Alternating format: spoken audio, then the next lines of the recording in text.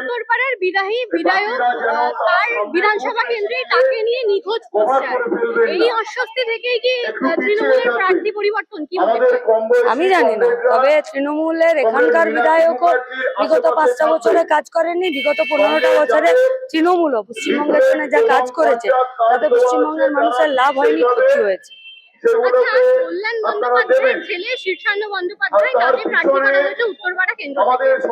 তার যে প্রচার কার্য, সেখান থেকে তার কল্যাণ বন্দ্যোপাধ্যায়ের মুখ বারংবার উঠে আসছে। এটা কি নিজের ফেস ভ্যালুকে কাজে লাগিয়ে ভোটানোর জন্য, নাকি তার ছেলে রাজনৈতিক ময়দানে হাত পাতা হয়নি সেই জন্য? আপনারা তো 2026-এর বিধানসভা নির্বাচনের কথা জানতে চান, তাহলে এত শীর্ষণ্য আর এত কল্যাণ ব্যানার্জি তো ফোকাস কেন করছেন? উত্তরপাড়ার ইস্যুতে ফোকাস করুন, পশ্চিমবঙ্গের মানুষ কি চাইছে সেটা ফোকাস করুন। ইস্যু তো এটা নয় যে কেন শীর্ষণ্য বন্দ্যোপাধ্যায় ক্যান্ডিডেট, কেন কল্যাণ ব্যানার্জি কিছু বলছে। ইস্যু তো উত্তরপাড়ার কাজ কি হবে, রাস্তাঘাটের নিকাশি ব্যবস্থা কি হবে, এখানকার হসপিটালগুলো কি হবে, পশ্চিমবঙ্গের মানুষ আগামী দিনে কি পদ্ধতিতে বেঁচে থাকবে, তাদের কাজগুলো কি হবে। কল্যাণ বন্দ্যোপাধ্যায়কেই আবার আপনাকে বলতে শোনা যাচ্ছে যে পরিযায়ী শ্রমিক। আপনি আবার চলে গেলেন কল্যাণ বন্দ্যোপাধ্যায়, মীনাক্ষী মুখার্জিতে। আমি বলছি উত্তরপাড়ার কি হবে, পশ্চিমবঙ্গের কি হবে? বিধানসভা নির্বাচন তো মীনাক্ষী, কল্যাণ বন্দ্যোপাধ্যায় আর শীর্ষণ্য বন্দ্যোপাধ্যায় ব্যক্তি জীবনে কি করবেন তার জন্য নয়। বিধানসভা নির্বাচন তো পশ্চিমবঙ্গের ভবিষ্যৎ 5টা বছর সরকার কি করে পরিচালিত হবে তার জন্য।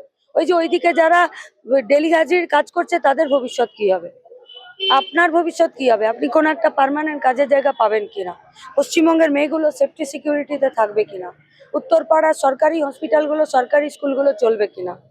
আপনারা কেন ব্যক্তিতে সময় নষ্ট করছেন কেন? মেয়েদের সেফটি এন্ড সিকিউরিটির প্রসঙ্গে আসি।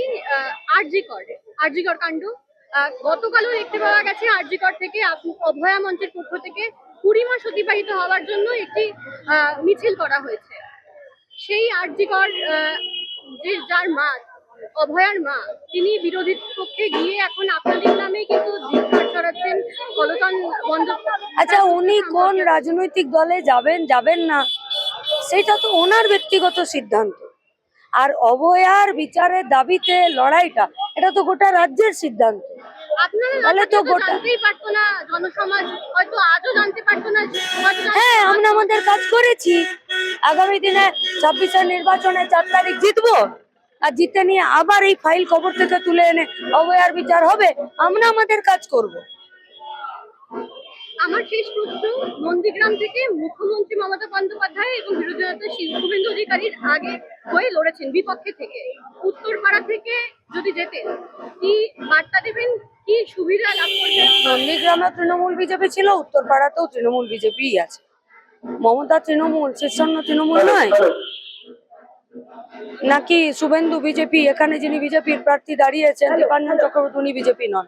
আমাদের লড়াই পলিসির বিরুদ্ধে, এবং পশ্চিমবঙ্গে উত্তরপাড়াতে পলিসি তৈরি হবে যে পলিসি মেহনতি মানুষের পক্ষে থাকবে, তোমার পক্ষে থাকবে, আমার পক্ষে থাকবে, আমাদের সরকারি স্কুল, সরকারি হসপিটালের পক্ষে থাকবে, বন্ধ কারখানাগুলোর পক্ষে থাকবে, নতুন করে ইন্ডাস্ট্রি তৈরি করার পক্ষে থাকবে, একটা ফ্রি ক্রাইম শূন্য, অপরাধ শূন্য একটা সমাজ ব্যবস্থা তৈরি করাতে থাকবে। আর তার জন্যই তো লড়ছি, ভোট এসছে বলে লড়ছি নাকি?